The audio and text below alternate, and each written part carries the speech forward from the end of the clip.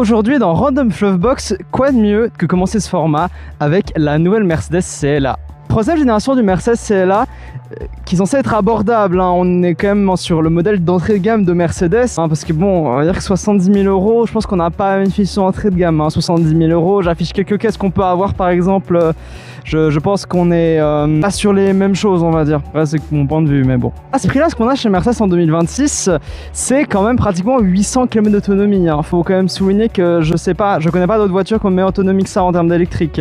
Donc là, on est sur la version EQ250+, qui fait 272 chevaux exactement. C'est une propulsion.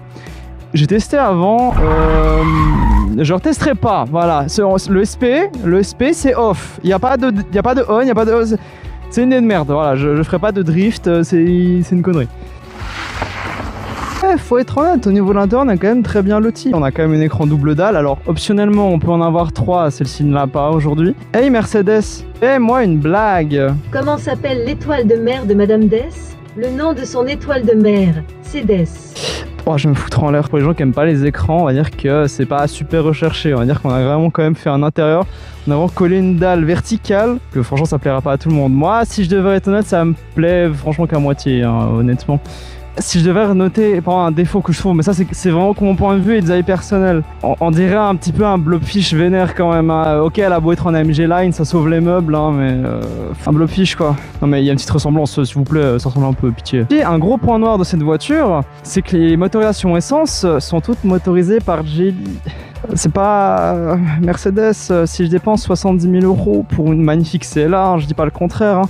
Est-ce que je veux un 1.5 Geely dedans? Je suis pas sûr. Pour en plus plaindre que ça vient de Renault, mais est-ce que c'est mieux? Je sais pas. Le moteur, pour l'instant, au premier tour, a l'air fiable, mais prenez-le en électrique, hein, franchement. Pour se taper un 1.5 à 70 000 €, faut aller se faire enculer.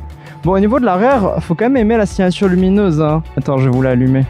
Ah, t'es con, connasse! Aïe!